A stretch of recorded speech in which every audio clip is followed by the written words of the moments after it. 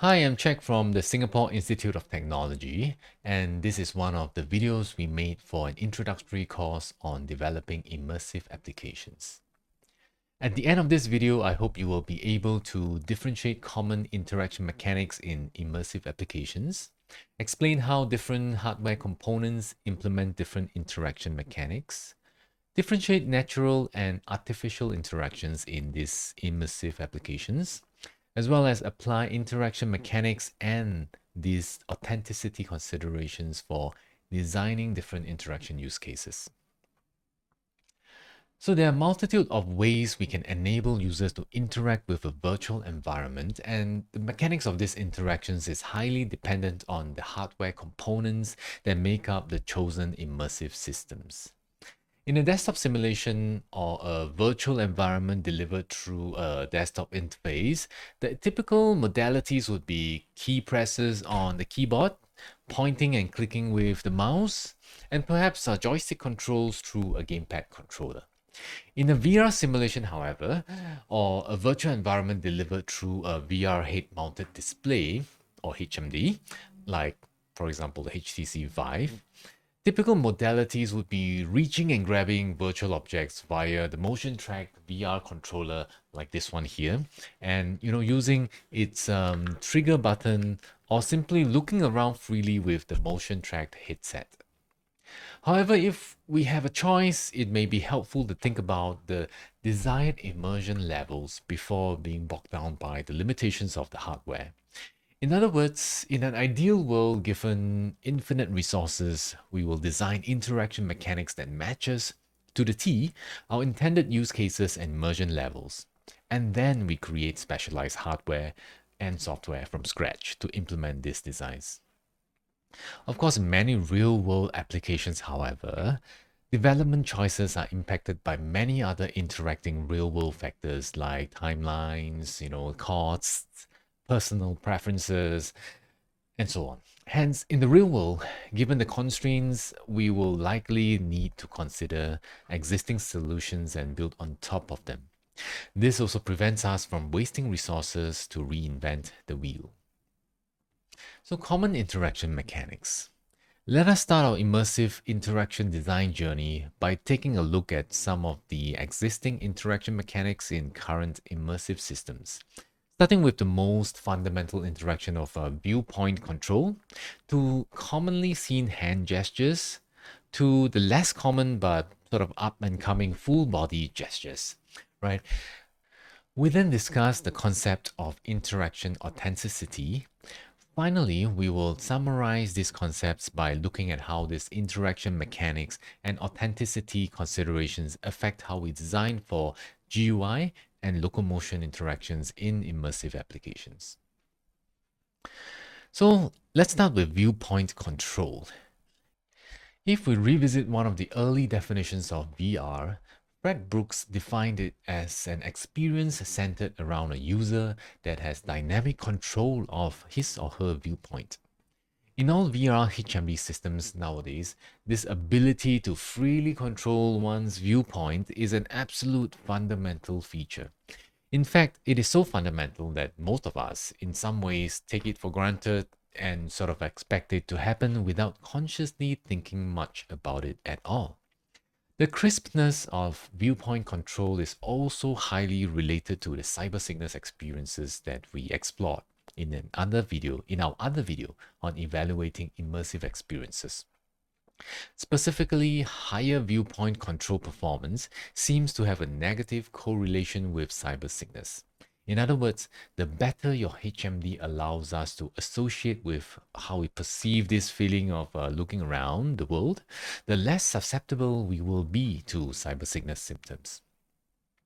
Viewpoint control is sometimes also referred to as a type of passive interaction, in which it sort of happens in the background and should not afford us to make conscious effort and should stay that way in order to provide an immersive experience. This is in contrast with active forms of interaction where we design for these interactions to be consciously triggered, by the user, like the action of picking up virtual objects, right? Here we used VR as an example for how fundamental viewpoint control is for immersive applications. But actually, the importance of viewpoint control extends to other forms of immersive experiences as well, just to different extents.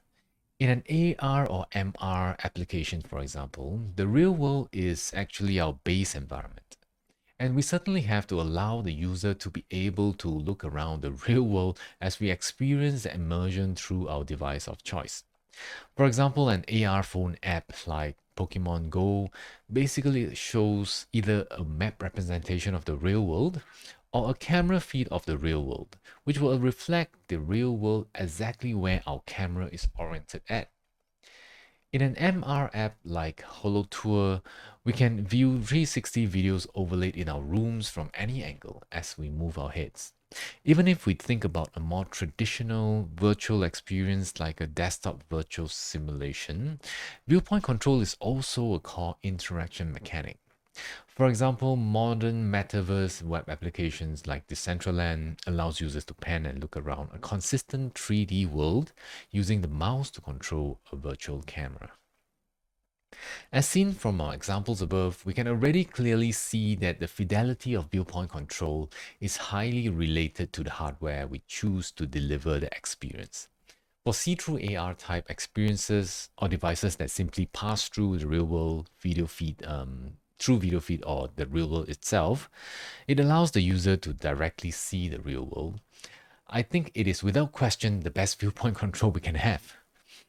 Besides see-through AR, the highest fidelity of control is certainly those that are provided by VR HMDs, as they include dedicated hardware to track our heads at a high enough resolution that is almost indiscernible with the experience of looking around the real world.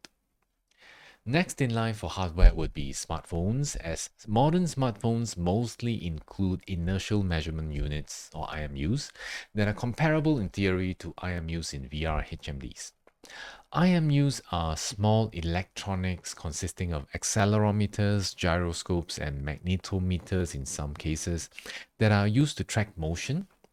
A bit more discussion can be found in our other video on hardware and software. So please look there if you need to know more. Motion tracking technology is ever evolving at different rates between smartphones and HMDs, but it is probably safe to assume that the accuracy, latency, and drift of the IMUs in VR HMDs will be much better than that of smartphones. Well, this is probably due to the purpose-driven developments driven by the obvious differences in the targeted use cases of VR HMDs versus smartphones. The least form of fidelity we can provide users is perhaps that implemented with desktop control hardware like keyboard, mouse, and joystick modalities. It is important to note that we are not saying to avoid these modalities altogether, but more of it being important to understand the fidelity of viewpoint control that each modality provides, so that we can make proper design choices based on different specific use cases. For example, when building a social metaverse application, we may want to aim for maximum inclusivity and include the most accessible means of engaging with this metaverse platform, which may mean implementing viewpoint control using desktop modalities. Now, hand gestures. The other common interaction mechanism we see in immersive applications is the use of our hands to do stuff in the virtual environment. As we move ahead to explore the virtual environment, as curious humans, we are prone to, sort of like the itchy fingers syndrome, right? Or in other words, a tendency to perform touching, grabbing, or throwing actions, for example, in all kinds of objects that we see in the virtual world. The highest fidelity for hand interactions is using our actual hands themselves, of course. In order to accurately translate finger positions to virtual experiences, haptic gloves are perhaps the way to go currently. Haptics, or the use of electronic actuators to provide tactile feedback, is an important component of such controller-free hand interactions, as they provide the necessary feedback for us humans to adequately use such interactions. For example, the Tech Glove DK1 from B Haptics allows for a diverse yet visceral haptic experience of manipulating objects in VR. However, many of such haptic gloves are either experimental or early prototypes, so accessibility remains an issue. For a much more accessible solution, what has garnered a lot of attention recently is the potential of pure computer vision based finger tracking, like those seen in current MetaQuest or Microsoft HoloLens devices.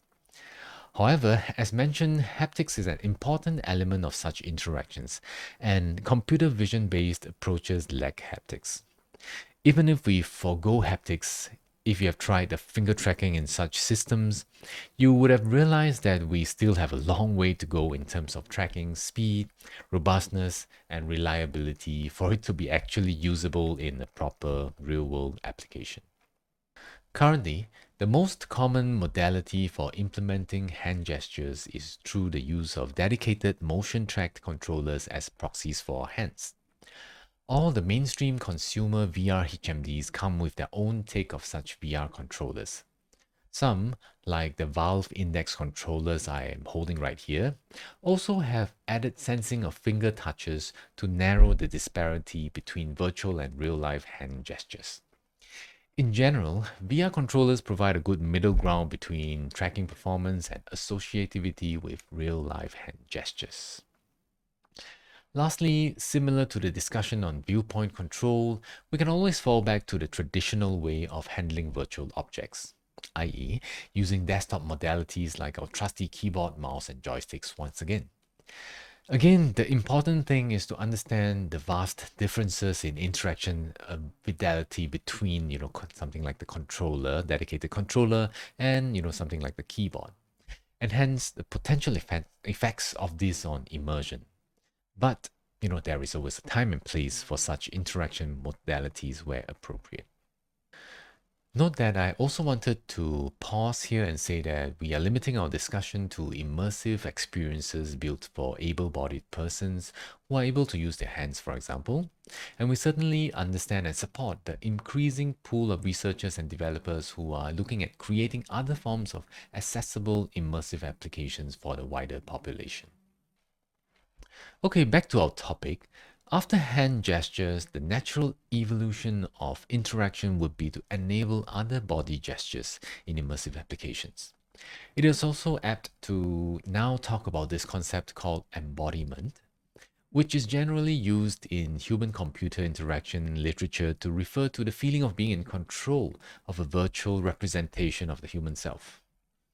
Embodiment is not limited to discussions in VR or XR for that matter, but embodiment is certainly a concept that is useful for us to think about when developing immersive applications. When done in the right manner, hand gestures allow for a type of partial embodiment. Ever had that feeling of actually feeling like your hands are available for you to use in VR? That is the feeling of embodiment or partial embodiment that involves only the hands. To work towards full embodiment, we would need full body gestures. In other words, the ability to translate motion from other parts of your bodies into the virtual space. To translate motion from other parts of our bodies, we inevitably need hardware attached to other parts of our bodies, like using an IMU-based tracker like this. Currently seen technology include IMU-based trackers, 360 treadmills, as you have seen in our previous videos in our lab, as well as haptic suits. What specific parts of the body to track will greatly depend on the specific use case in question. For example, if we are implementing a VR cycling experience, we may only need leg trackers. In terms of research and development, this is certainly a wide open space with new advancements as we speak. As mentioned before, for viewpoint control and hand gestures, we can fall back to desktop modalities for an interaction mechanism with lower fidelity. But for full body gestures, this is certainly not possible anymore. There is no clear desktop-based replacement for enabling full body gesture interactions.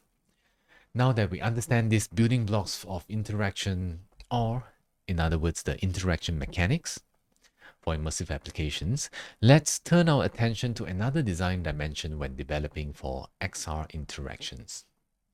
We will call this design dimension the interaction authenticity. In other words, the consideration of whether the desired experience should be natural or artificial. Natural interactions refer to interactions whereby the interaction outcome is something very close to what we do in the real world. On the contrary, artificial interactions refer to those that are usually impossible in the real world. So natural interactions are the most straightforward types of interactions to aim for, in the absence of any peculiar requirements, of course, especially when the application is some form of simulation of the real world, which is what we see in a lot of VR systems. For example, in a past VR system that we developed for pharmaceutical engineering students in SIT, the goal was to enable more students to have a chance to interact with specialized pharmaceutical machinery in a safe, convenient, and cost-effective fashion. The core immersion goal in our development was to have realistic interactions so that students can have a lab experience with the bioreactor equipment as similar as possible to the real thing.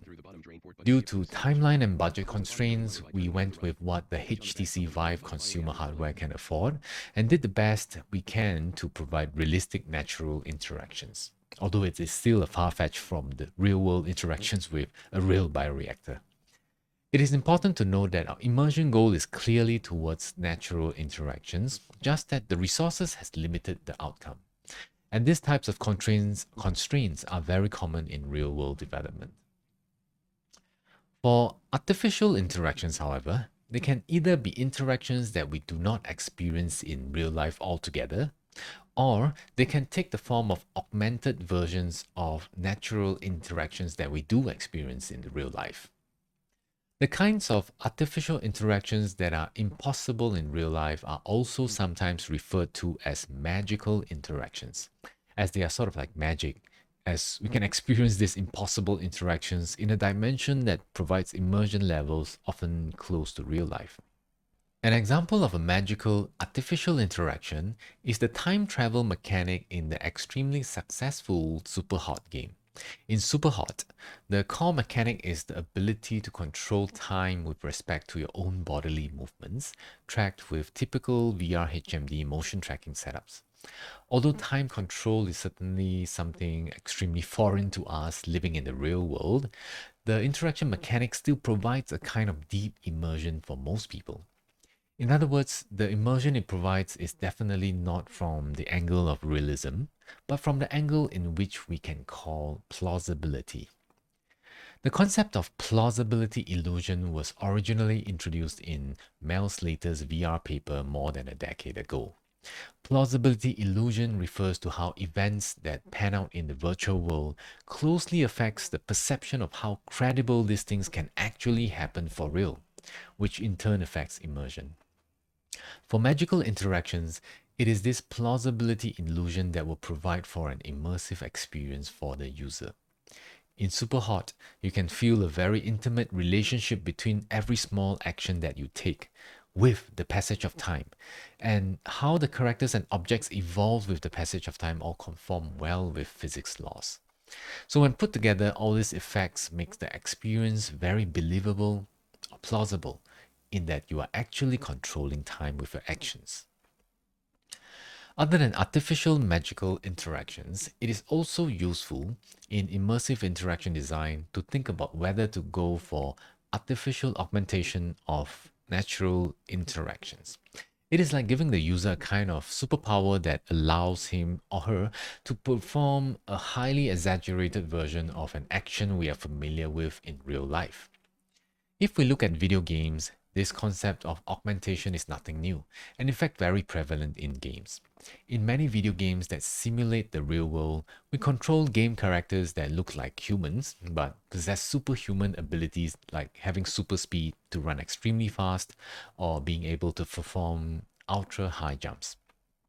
So in VR, an example is Half-Life Alyx, where you can wear virtual gravity gloves to use a kind of telekinesis mechanic to pick up objects from a far distance and let it fly towards your hands.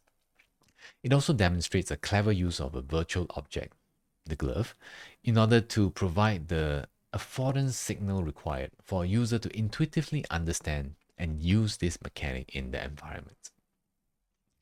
However, when we look at other interaction aspects of the Half-Life Alyx game, we can see that most other aspects are geared towards natural interactions. In fact, if we look closer at many other immersive applications in their entireties, this is a pretty common phenomenon. This phenomenon being having a natural interaction foundation with added artificial interactions here and there.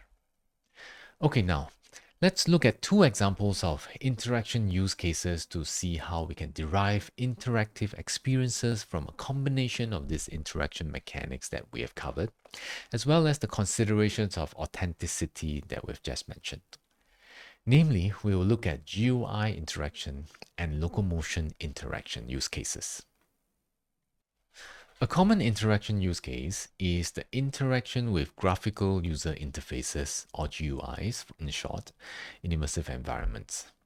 GUIs are sometimes known as heads-up displays, or HUDs, in immersive applications. As such, applications often portray a first-person perspective to the user, whether it is the display of vital statistics around a first-person view in a VR game, or overlaying navigation information in a see-through real-world view in an AR spectacle, for example.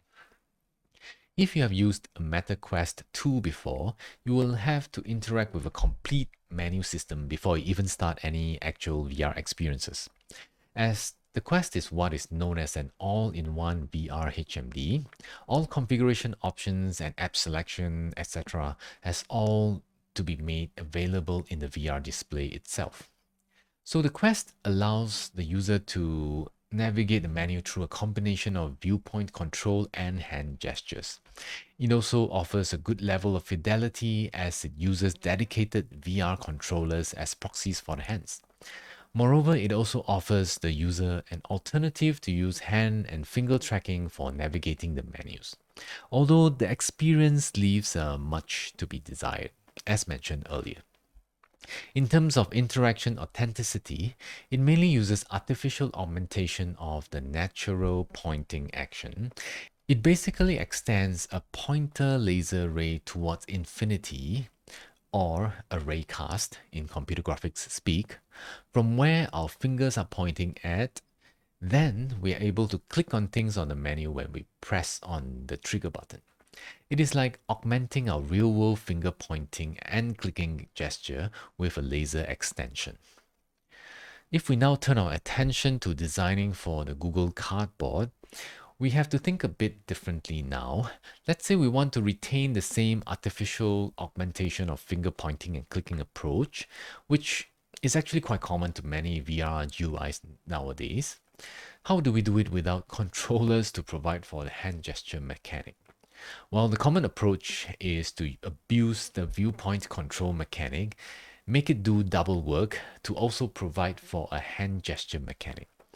This is commonly known as gaze control, in which we implement a type of active interaction for viewpoint control, which typically is normally passive.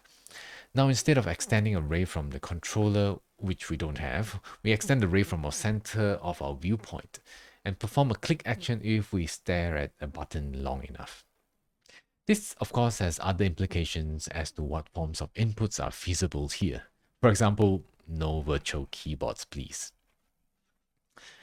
So now let's move on to another interaction use case that is extremely prevalent in immersive applications, and that is locomotion, or the ability to perform spatial navigation in the virtual environment.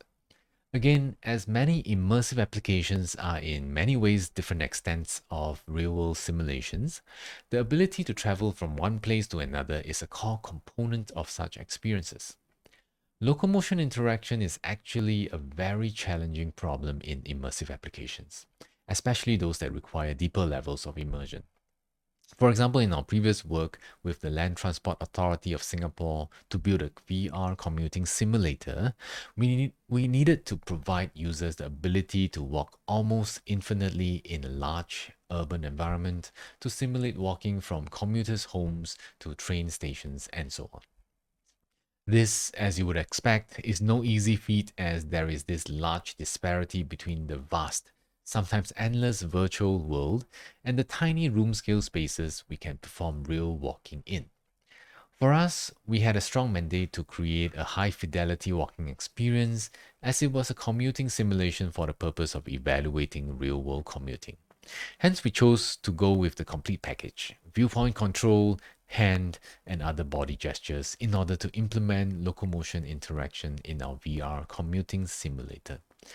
However, at the same time, we had a constraint of needing to use consumer accessible hardware components. This was also primarily a research project, and we opted to explore novel ways to establish this using existing accessible tracker hardware to enable a walking in place interaction input, i.e., with Vive trackers strapped on various parts of the body in order to translate real-world walking actions, which may include head bobbing, arm swinging, leg lifting, in order to translate this to walking locomotion interaction outcomes in the virtual world.